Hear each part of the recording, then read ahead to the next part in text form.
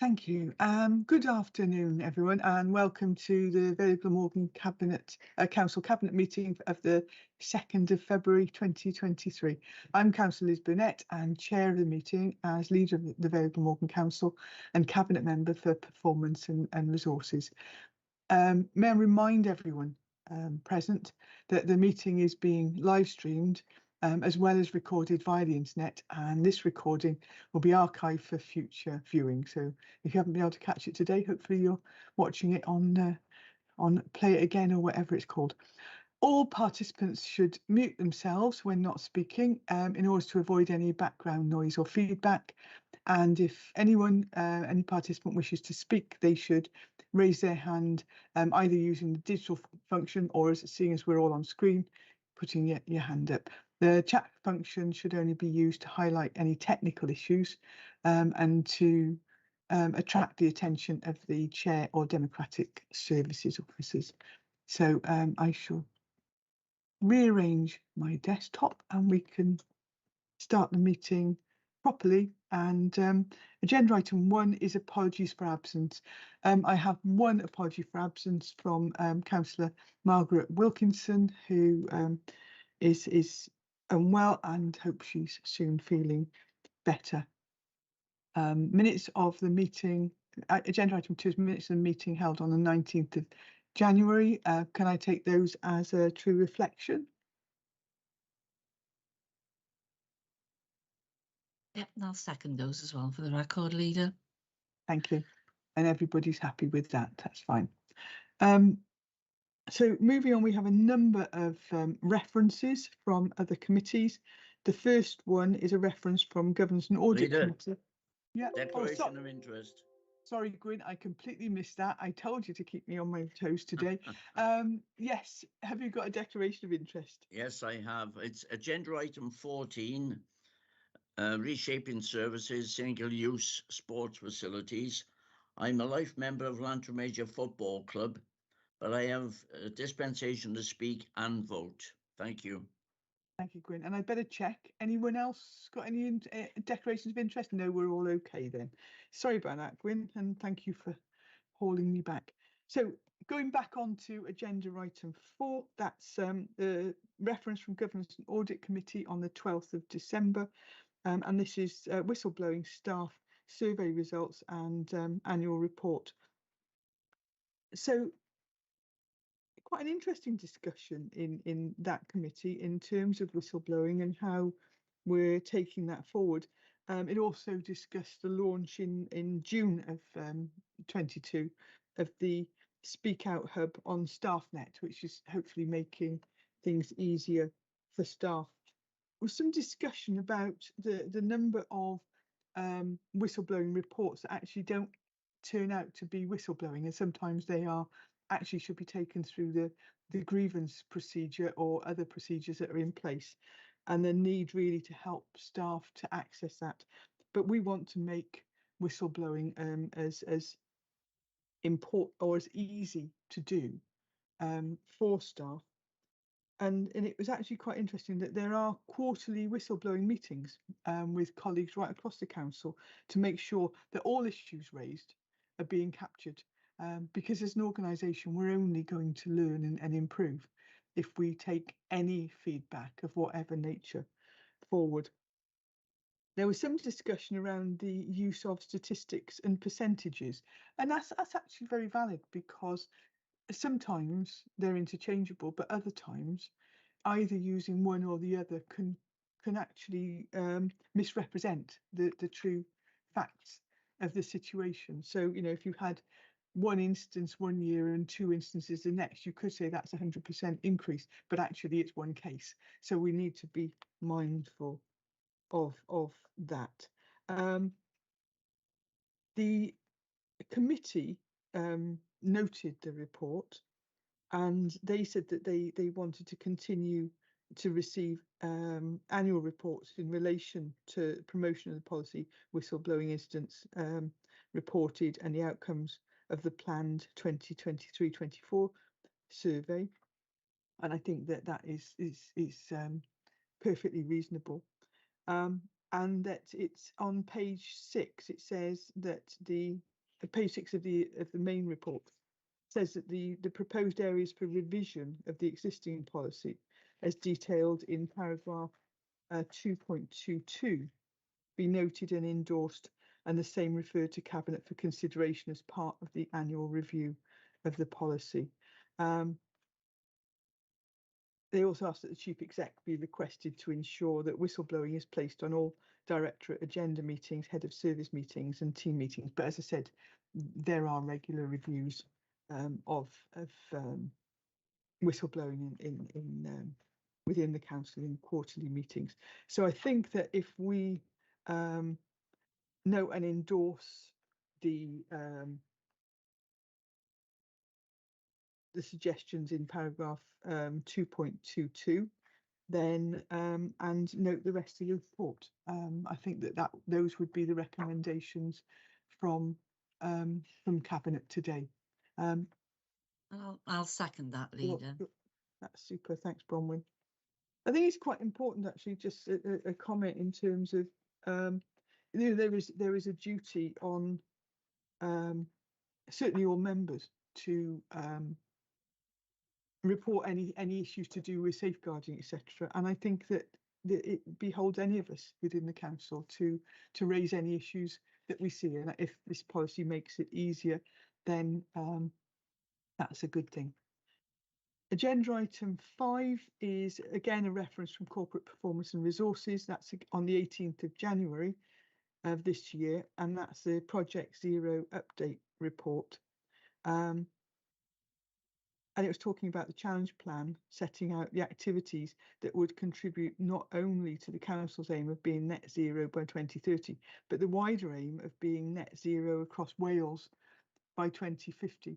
And it's worth noting that this term in the council ends at 2027, which is only 3 years away from the 2030 deadline. And when we've been discussing budgets and things like this, that we're looking, you know, some councils have said Project Zero or climate emergency is a difficult thing to factor into budget setting, but it's something that we can't leave out. It's something that is very much on the agenda for this council, so we have to make it work. We've got funding for to survey the potential for decarbonisation work at 22 community centres and 2 buildings leased to Glamorgan Voluntary Services. So that's a step forward. And I think there was discussion about, well, how would we pay for the work? Well, we don't know how we're going to pay for it until we know how much it's going to cost. And then we have to look at that. There was discussion about carbon emissions in relation to procurement, and are we mindful of the services that we procure and their impact on carbon. And I think it's quite interesting that if we look at the work that's been done in what is now Sustainable Communities for Learning, which was 21st Century Schools, the whole community benefits side of that, where we achieved 99% of waste being recycled in that, and in terms of procurement, an awful lot of the procurement was local, and local not only to Wales but quite a lot of it to the local postcode, is that we already have good practice that we can use to take forward, and we are looking to take forward that. There was a question about there being no global plan of action around implementing decarbonisation, and I think that an awful lot of the work that's being done in the council is actually establishing that. And so that's why we've got an ongoing cross-directorate working group on this. Before I come in with the recommendations, was there a comment that you had, Mark? Yes, it is. Thank you very much, Leader. And I think this is an interesting reference. And I think Project Zero, as you rightly said, our target is 2030, and as you rightly said, it's not very long time away. We're only talking about less than 7 years. And as you rightly said, our council will finish in 2027, which is not very long. So clearly we need to get on with it. And it's a major, major challenge. And I think budgetary issues, yes, they focus the mind very much, but also we need to be thinking about, with our decisions, and we've been making some decisions subject to consultation with scrutiny and the wider public about things like, green waste, for example, and also separation and recycling. And I think, these are sort of areas which are very much something that we got to do and move forward in terms of Project Zero. And I think, it's vital that we do that. I mean, it's vital that we think about our behaviour going forward and to use public transport in a sustainable way instead of using cars if whenever possible, and think about what we do in our behaviours. But it is a challenge, and it's not going to be easy. But thank goodness, though, we have got some reserves for this in this area, because we need to be using those reserves very wisely, in my view, to think about how can we can take on, and it's enormous challenge of climate change, but we all can, in our own small ways, do so. And I think the Vale as a council is leading the way on this, and we've got to try and encourage other people to think about their behaviours. I remember discussing this recently with a constituent and saying, actually, when you go to a grocery, for example, what products do you buy? Do you buy the broccoli which is loose, or do you buy the broccoli which is packaged?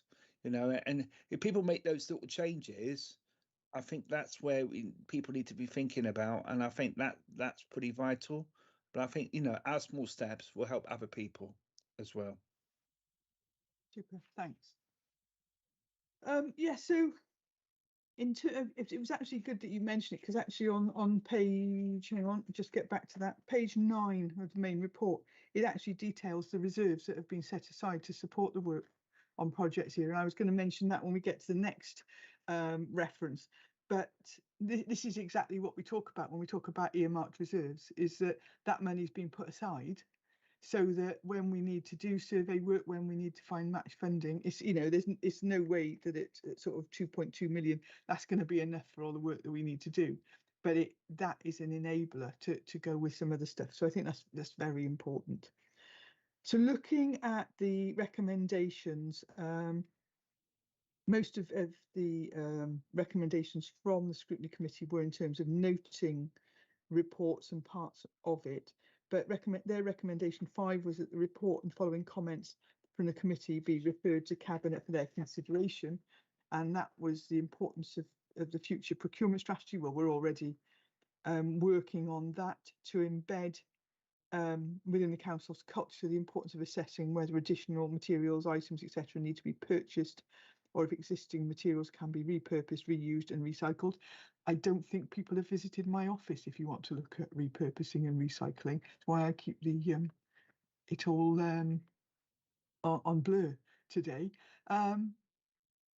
To look at the importance of highlighting key areas of focus for future reporting, as well as need to identify key challenges. I think that and emerging priorities are part of our ongoing work. Need to have greater detail concerning an integrated public transport system as part of Project Zero.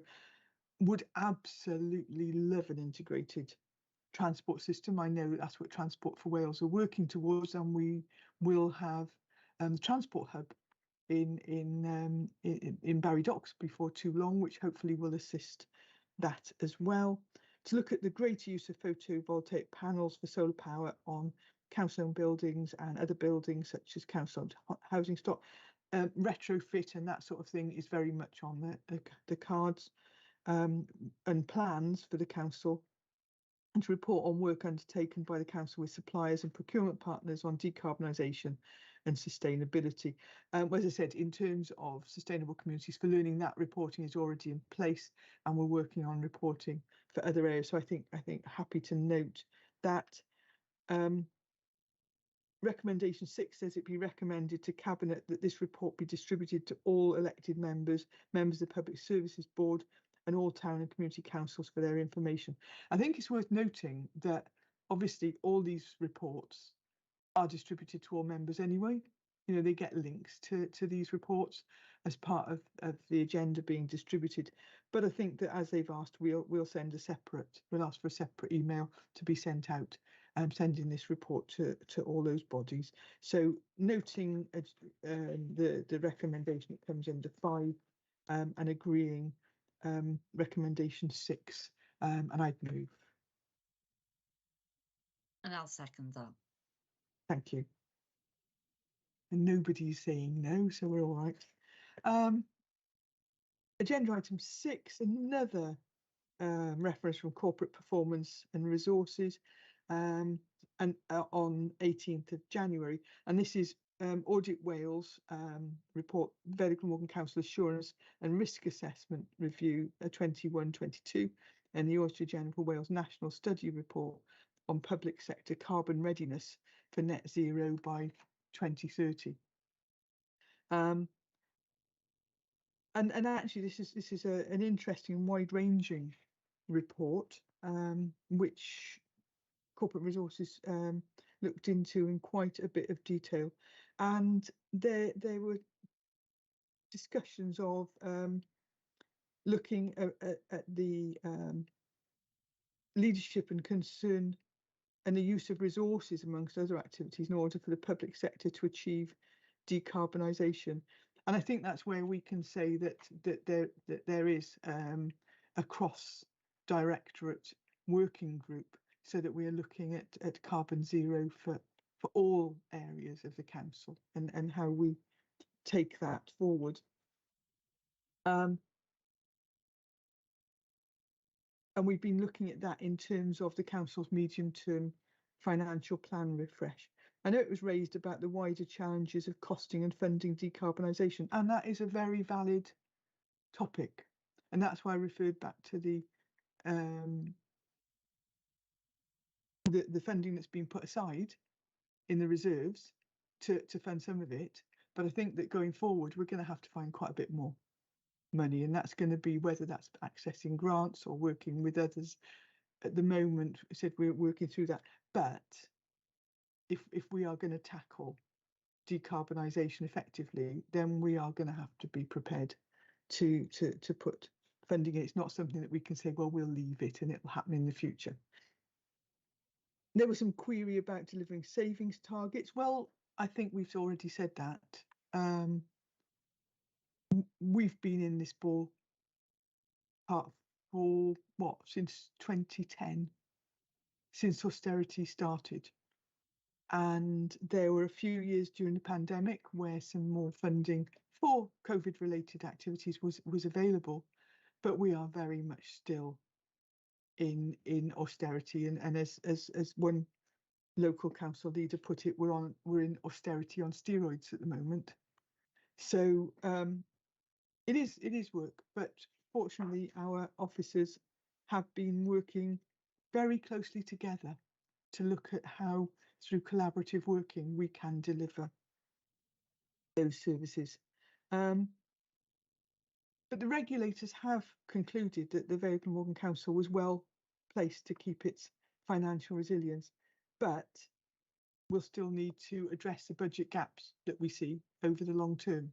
And we know that we have a gap this year and it could potentially be worse next year. So it is a need to be prudent within the council. So the recommendations that came to us from the committee is that the following comment from the committee regarding the contents of Very Glamorgan Council Assurance and Risk Assessment Review of 21-22 be referred to Cabinet. And that one is the need for the council to monitor and address savings targets, for example. Looking to set targets for specific areas of savings in order to help meet savings targets in a more targeted way, which achieves the savings requested without impacting on services and other key areas of council business. I would suggest we note that. I would also suggest that while that is a broad aim, to make the levels of service, the levels of savings that are before us this year, to actually say we'll do that without impacting services is probably unrealistic. And I think that is where we are, but we'll note that it will be our ambition, but I think that we have to be realistic. Secondly, that the following comments from the committee regarding the contents of the public sector readiness for net zero carbon by 2030 national report and the council's response be referred to us. It says that it's important for the council to consider the wider challenges regarding funding the move to net zero. Yes. Where this funding will come from and to address decarbonisation around the wider supply chain linked to the council. And the need for leadership at a higher and wider level in order to achieve decarbonisation. I think we note that. And I'd move that. And I'll second those, Leader.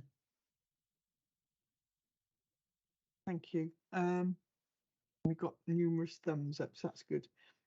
Then the final reference today is from, again, Corporate Performance and Resources. It was a very full committee that day on the 18th of January 23. And this is when they had a report on the cost of living support for food, warm spaces and other means of support. And again, an interesting report, because on this as well, we have a cross-directorate officer group that is working collaboratively to bring this forward. And some interesting discussions about how different facilities for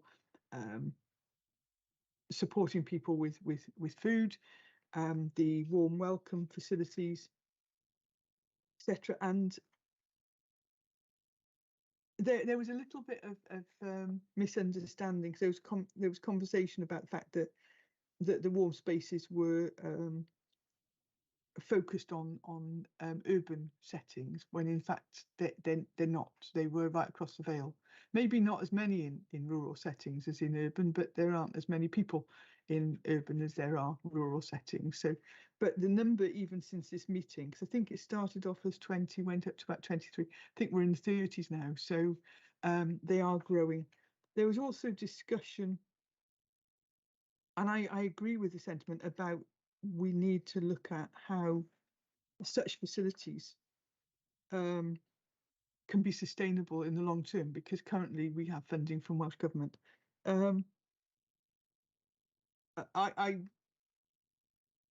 I think that is a good ambition to have. Where that funding will come from, I don't know, or whether it is something that we need to look to ourselves for. Again, this is another thing that we would need to be looking at very carefully. They are proving to be very popular, and of great support to local people. I'm also particularly interested in the ones that have been established to help to support our younger people and provide somewhere of an evening for younger people to go to, so that they're not out and about in the freezing cold. I think I'm going to visit one shortly in Pontargerry that's just recently been established. So there were various comments on there, and the recommendations that they noted the council's response to the Audit Wales report, and they also recommended any further reports or to Cabinet on the council's response to the Audit Wales report be referred to the Corporate Performance and Resources Committee in particular, and in particular any reporting on the effectiveness of the projects being undertaken as part of the response to the cost of living support for food. I would say that we'll be having regular reports, and I would fully expect that those reports would also be sent to scrutiny for their consideration. So happy to note those two recommendations. Okay, and I'll second that. Thank you. Agenda item 8 is, these are minutes of or reports of meetings. This was the report of the Cardiff Capital Region regional cabinet meeting on the 28th of November last year. Quite succinct minutes, but a few interesting bits that were on there. There's been some work about graduate recruitment recently, and I think the leaders all stated that, because all 10 leaders from the 10 capital region local authorities attend these meetings. We're keen to ensure that there is graduate recruitment and that we retain graduates within the region and that we scale up our activities. There was an update on the proposal for Cardiff Capital Region's engagement at MIPIM, and it was felt essential that we maximise sponsorship so that there is no economic impact on local authorities.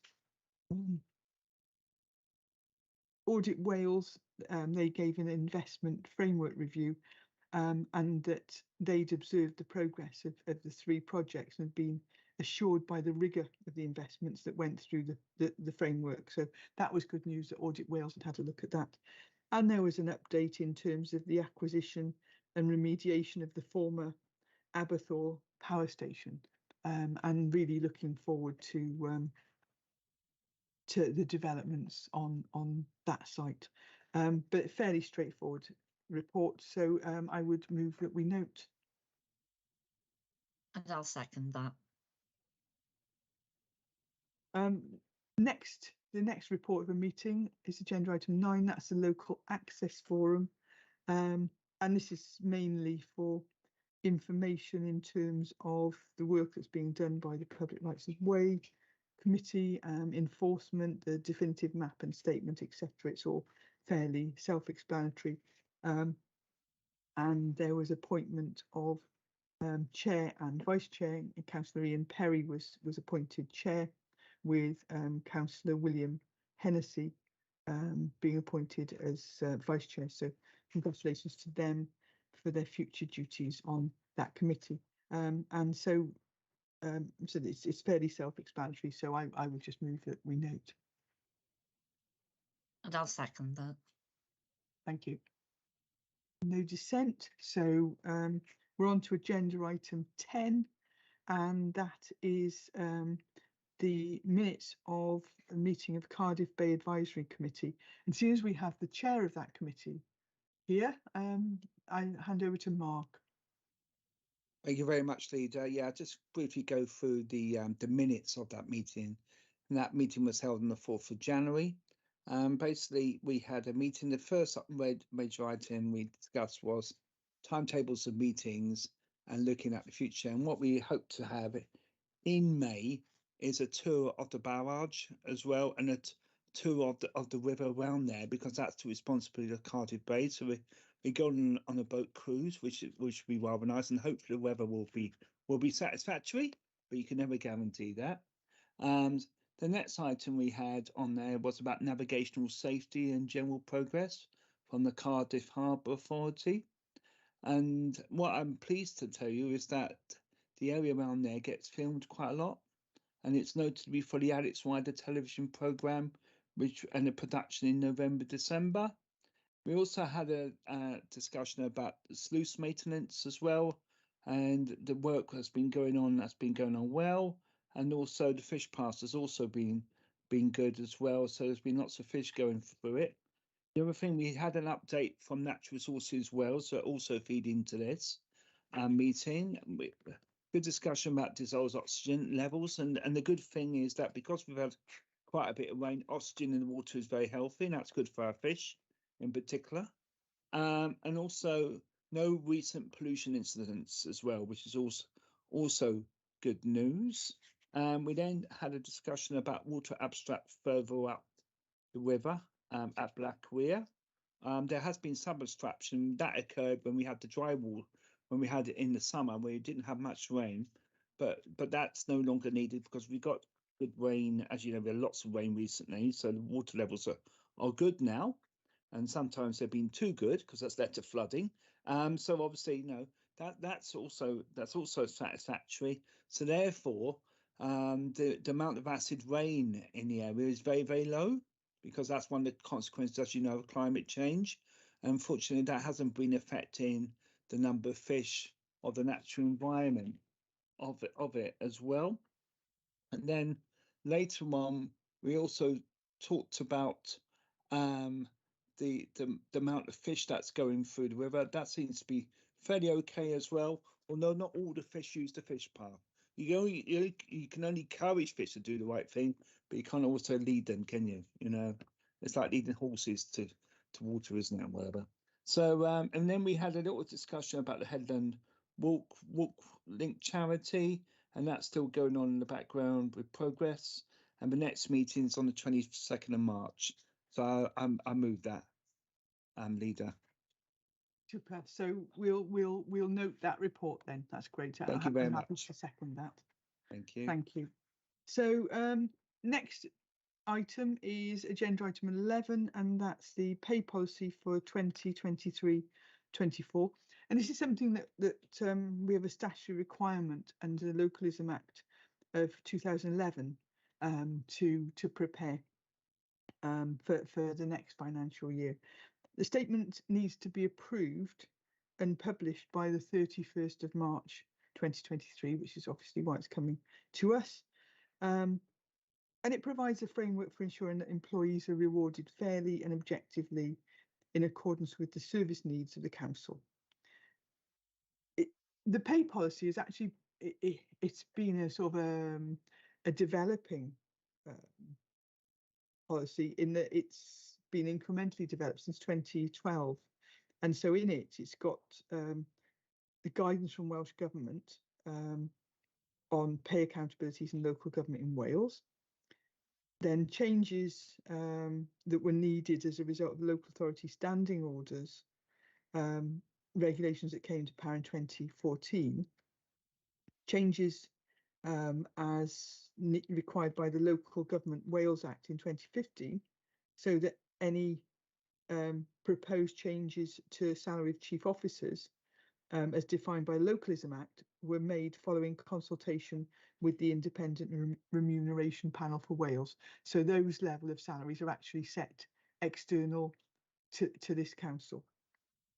And also it's taken into account the Local Government and Elections Wales Act 2021. It's actually quite interesting. It's fairly straightforward, and this is going to be referred to Corporate Performance and Resources Scrutiny Committee, where it will be discussed in depth. But I think it's worth noting, because we get an awful lot of discussion about pay in local government and various other things.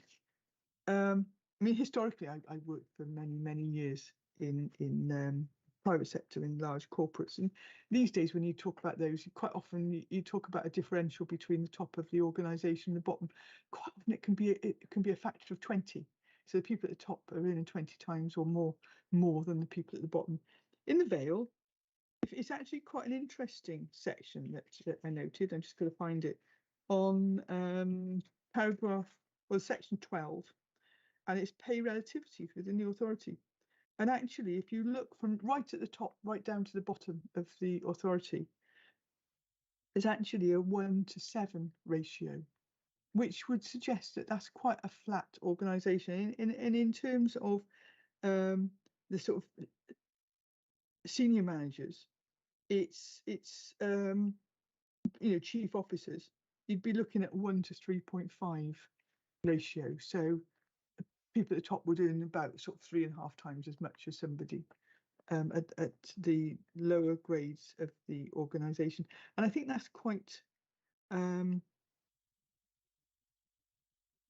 encouraging fact for us, in terms that we not only are we prudent in how we spend our money, we're prudent in although making sure that we support and look after our staff, that we are not an organisation that is that throws money around. Don't get any bankers' bonuses here, certainly. But this is actually, as I said, a very straightforward report. We are going to be sending it to Corporate Performance and Resources. If they have any recommendations, they will come back to us. If they don't make any recommendations, it will go straight to Council on the 6th of March. So when we're looking at a whole range of other things, such as the budget, etc., on the 6th of March, this will be alongside that. in what will prove to be a very busy meeting. Before I go on to recommendations, Mark, do you want to come in? Yeah, I was just going to come in on a few points, Leader. Notably on 8.1 on in terms of gender pay gap, and I would just want to highlight the progress the Vale Council has made between 2019 and 22, where we at the pay gap, the median pay gap's gone down from 13.9 to 5.7, and the mean payback, which for the average, has gone from 6.2 to 4.7. That is significant progress. That's almost a 40% difference in the 6.2 to 4.7, which is really good.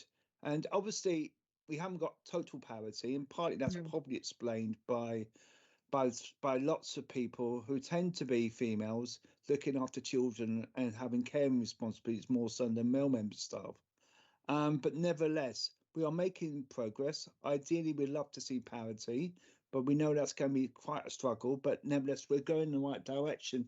And the other thing I like to point out as well, which is on 7.14, is the fact amongst our senior officers, actually the profile in terms of gender is almost identical between male and female, 28 and 26, which just shows you how much progress we're making as a council in promoting equality amongst males and females. And I think, more work needs to be done in other areas, but I think we are working in the right direction there. And obviously, we could be looking at the other protected characteristics perhaps in future reports, but nevertheless, this is a step in the right direction. And I do applaud the council and its officers in working towards that. Thank you. Thanks, Mark. No, I think very, very valid comments there. I think, as you might imagine, the points you raise are very much on the agenda. But I think we're making progress. I think what would be useful is when we go to scrutiny, if we can dig out some benchmarking data to see how we are faring against other local authorities. But no, it's in terms of sort of senior officer level, heads of service and operational managers, I think it's very promising that we've obviously got a good balance in terms of our future talent. So I think that would be really good. So the recommendations that we've got today is that we consider the required changes to Council's pay policy as set out in this report and is incorporated in the revised statement at Appendix A, and that we endorse the pay policy and refer it for consideration by Corporate Performance and Resources Scrutiny Committee on the 15th of February 2023 and for final consideration and approval by Council on the 6th of March 2023. With the proviso that should Scrutiny Committee make no further comments, then Cabinet would consider the pay policy as agreed and therefore referred to full council for consideration. So if they don't make any comments, it will just go straight to full council rather than coming back to Cabinet. So I'd move those recommendations. And I'll second those. Thank you, Bronwyn. Well, you get a breather from me now, and this is agenda item 12 is for Cabinet Member for Education, Arts and Welsh Language, and hopefully good news for Ysgol Iolo Morgannwg in Cowbridge. Right, thank you, Leader. This report seeks Cabinet approval to consult on the proposal to expand Ysgol Iolo Morgannwg from 210 places to 420 places from September 2025. In addition, the proposal includes increasing the nursery provision to 96 part-time nursery places from 66, an additional facility to be established on site to support adult education and immersion. A self-contained unit would provide Welsh medium immersion placements, as well as offering Welsh lessons for adults, particularly those living within the residential development. Feedback received throughout the consultation period will need to be considered by Cabinet. Following consideration of the responses, Cabinet will then need to make a determination regarding the next steps in relation to the proposal. The background to this: the 4th of November 2019, the Council's Cabinet approved a phased approach to expanding primary provision in Cowbridge, with an expansion of English medium provision being delivered as part of phase 1 and Welsh medium primary provision being expanded as part of phase 2. The reason for the proposal is to create and accommodate additional demand for primary education as a result of the recent and proposed housing developments included as part of the Council's adopted LDP 2011-26. The LDP includes a number of housing developments within Cowbridge, the largest of these developments being the land to the north and west of Darren Close with 475 dwellings. This development has obtained planning permission and construction has begun on the site. A 2-hectare school site is also due to be transferred to the council via the Section 106 agreement. Ysgol Iolo Morgannwg is a Welsh medium community school serving 3 to 11-year-olds in the north-western area of the Vale and is based in Cowbridge. There are 30 pupils per year group with a total capacity of 210, 66 part-time nursery places. It comprises a main Victorian building built in 1900, a dining block from the same period, and 3 demountables, 2 of which are used for classrooms and 1 for storage. There are also 3 outbuildings associated with the school, which are also Victorian. The school is on a confined sloping site with no prospect of substantially increasing the site to meet the Sustainable Communities for Learning programme standards. There are 9 classrooms serving the school, varying in size, which causes difficulties maintaining the required pupil capacity of 30 children. It is not possible to replace the school with a new build at its current location due to the outside restricted space. The proposal will mean constructing a new 420-place primary school building on the Section 106 land within the land to the north and west of Darren Close housing development. Upon completion of the building, Ysgol Iolo Morgannwg will transfer to the new site and will provide an extra 210 Welsh medium primary places and 30 nursery places. This would support growth in Welsh medium primary education, supporting the Council's WESP and Welsh Government's Cymraeg 2050 strategy. The school will be at the heart of the community and would promote Welsh language education, improving accessibility to the Welsh language and promoting bilingualism.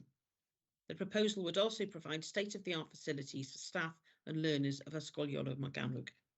The new location will also improve access from across the Western Vale with improved transport links. There are recommendations that the Cabinet authorises the Director of Learning and Skills to undertake a consultation on the proposal to expand Ysgol Iolo Morgannwg from 210 places to 420 places from September 2025, starting on the 27th of February of this year for a 6-week period ending on the 11th of April 2023. And that we refer this report to the Learning and Culture Scrutiny Committee for consideration as part of the proposed consultation exercise. Can I have your approval for those recommendations, please? I'm very happy to second those, Rhiannon, and everybody else looks as if they're delighted to support. So thank you. Excellent. Thank you.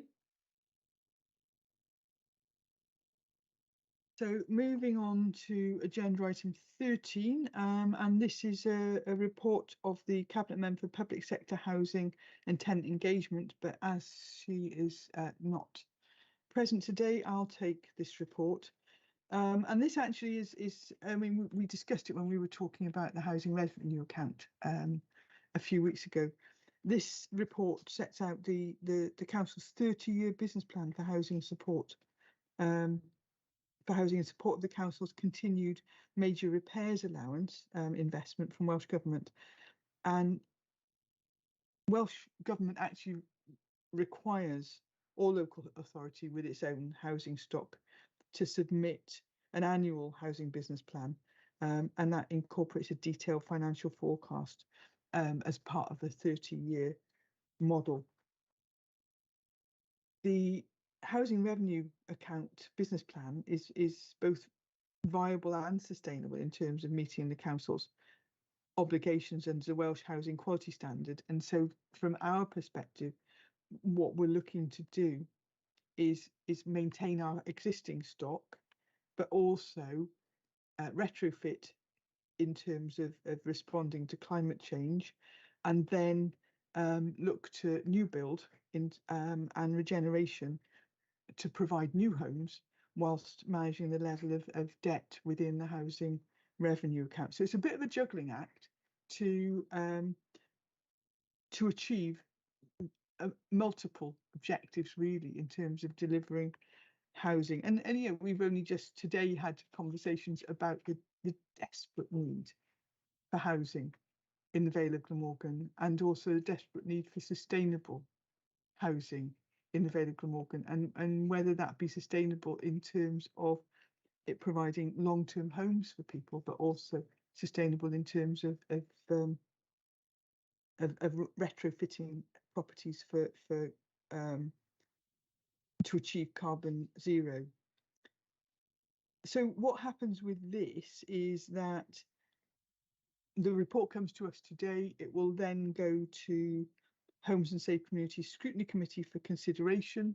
And from there, it will either come back to us if there are comments, or it will go to, or it will just go straight to full council on the 6th of March, in order that it can be submitted by the 31st. I think it's worth having a look at paragraph 2.4. And it was quite staggering that over the course of this plan, that the proposal is to afford new build and acquisition schemes of 236 million. Now, I'm ambitious. I would hope that we manage to get more money than that and more land, and that we actually can do more. But if that is our baseline ambition, I think that's a very good starting point, because over the years, when there's been right to buy, slowly but surely, the amount of properties that the council had available has gone down and down. And it's only in recent years that we've been able to start building our own properties. So I'm not going to go into huge details on the business plan, because I said this is going to go to Homes and Safe Communities, where I would imagine there will be an involved and detailed discussion of the components of it. And so I'm just going to move to the recommendations from our perspective, first of all. And that's that Cabinet approves the Housing Revenue Account Business Plan 2023 to 53. Oh, it's so far ahead, isn't it? It's the draft version as attached at Appendix 1 to this report.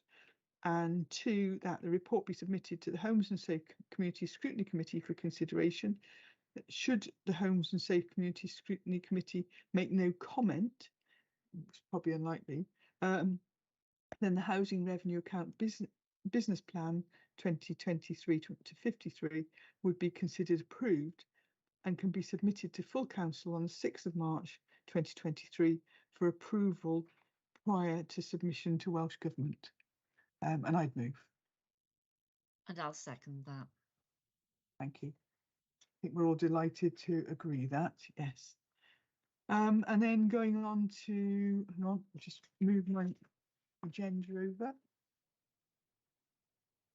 Agenda item 14, and this is one that you've been wanting to bring for ages, Gwyn, isn't it? This is for the Cabinet Member for Leisure, Sport and Wellbeing, and this is an update to Cabinet of progress to date on the transfer of single-use sports facilities, and to seek approval to progress further transfers. So over to you, Gwyn. You're on mute still, Gwyn.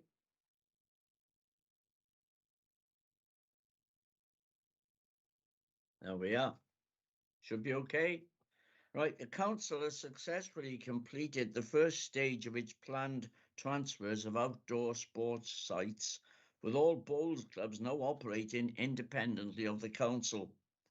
In addition, progress has also been made with Barry Rugby Club, with Cabinet previously agreeing the transfer of responsibilities via a mixture of lease and licence shortly to be completed. In the course of work through the principles of the transfer with Barry Rugby Club, the club has requested that consideration be given to transfer in a larger section of Merthyr Dyfan Recreation Ground, and this is addressed via this report. Due to the effects of COVID on many sporting clubs, the planned phase 2 of transfers was delayed to allow clubs to return to a more regular operating position. Several single-use clubs and other public and third sector organisations are now keen to progress with transfers. This is most likely due to them realising the external funding opportunities that become available to them by having leases, licenses of their ground, thus enabling the successful long-term future of the buildings and land for local sport. The next phase of transfers proposed are detailed in this report, and the permission is now sought to progress with these transfers and bring reports back to Cabinet to seek approval. The transfers reduce the ongoing financial commitments of the Council, but as importantly, they allow for more localised decision-making as to how the assets should be used. They also provide grant funding opportunities for asset improvements that would otherwise be not available. Whilst the principles of the transfers remain the same, there are variables and differences with each particular transfer that will require a certain level of negotiation. Hence the request for the use of delegated powers to agree and finalise details of each. In certain cases, there is a requirement to formally dispose of some land, which would be leased to the clubs, as it is the case with various Bowls clubs transfers and Barry Rugby Club. There are specific legal processes for this, and these are detailed within the report. The proposed transfers align fully with the principles of sustainable development and are aimed at ensuring the best long-term futures for these important community assets. I have 6 recommendations today. 1, the Cabinet notes the significant and positive progress made in relation to single-user sports grounds facilities to date. 2, the subject to recommendation 3 and 4, the Director of Environment and Housing, in consultation with the Cabinet Member for Leisure, Sport and Wellbeing, be authorised to negotiate the transfer of the sites detailed in this report, namely Penarth Athletic Club, Old Penarthians Rugby Club, Wick Pavilion, St Bride's Pavilion, Island Marine Football Club, Lantred Major Football and Cricket Clubs, Vale United Football Club, and Barry Rugby Club, with the objective of completing transfers before the 1st of September this year. 3, that authority is delegated to the Monitoring Officer, Head of Legal and Democratic Services, to advertise the proposed disposals in accordance with S123 2A Local Government Act 1972 and Regulation 5 of the Playing Field Community Involvement in Disposals Decision Wales Regulations 2015 where relevant.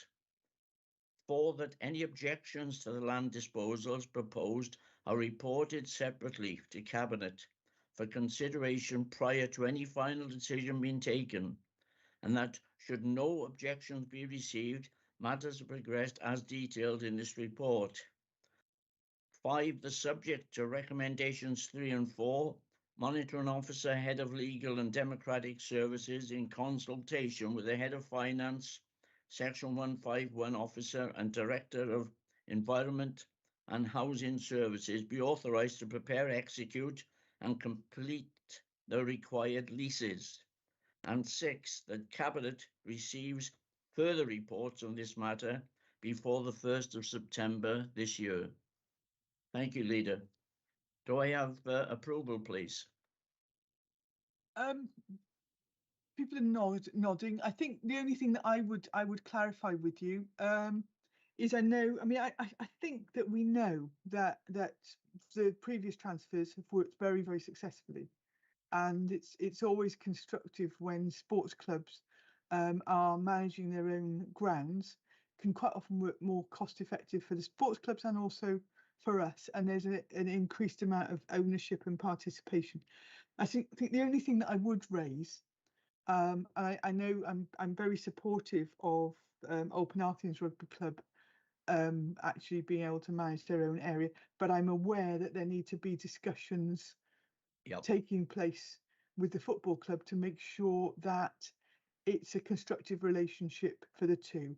And so I think I'd like to flag up that the move forward on that would be subject to a constructive outcome being found in terms of the shared use of the wider area. So that's Yep. the only thing that I would raise. Yep. And That is but correct, leader. yeah. We will be meeting all these clubs, all Penarthians Rugby Club included in those, and Yeah. each club will be met, and we'll discuss the issues, and Yeah. then it'll be subject then to a report back to Cabinet That's before brilliant. any approval goes through. That's absolutely brilliant. That's super. Thanks ever so much, Gwyn. No, I'm Thank happy to you. second, and everybody else is happy with the report. So we'll take that going forward. Well, I don't have any other items or any items that are urgent or any that are part 2 today. So I'll draw the meeting to a close. Thank you all for your attendance. And if we could just hang on until the Cabinet Officer confirms that all live streaming, etc., has finished.